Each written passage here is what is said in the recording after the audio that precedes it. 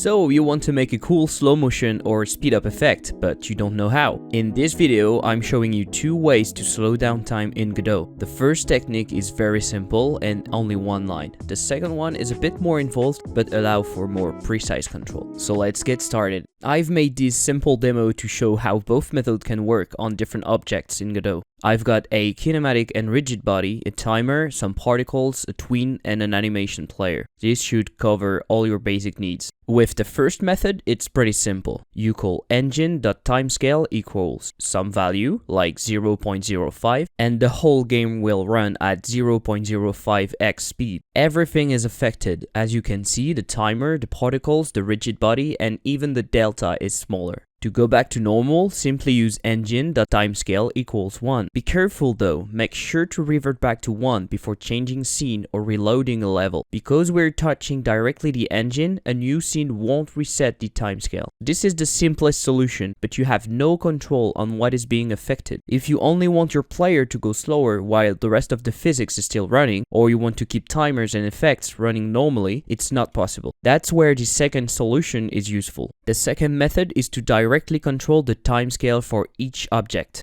I'm going to demonstrate how to do that for the kinematic body, the particles, the tweening, the animation player, and finally the timer. Unfortunately, there's no way to do that for the rigid body, at least that I'm aware of. If you have a solution for that, please leave a comment below. Slowing down a kinematic body is pretty simple. Because its movements are based on delta, you just need to scale delta by your slowing factor. So if you want to halve its speed, multiply delta by 0.5 and the movement will be 2 times slower. This is cool because, for example, you can run the physics process at half the speed but keeps the effect and inputs in process at normal speed. Now for the particles, we're lucky there's a built-in way to affect speed by changing speed scale. We can even pause the particles by setting it to 0. Same thing for the tween. By changing playback speed, we change the tweening speed. And same as before, setting it to 0 will pause the tweening. Another simple object to slow down is the animation player. You can directly set the playback speed property, and again, setting it to 0 will pause the animation.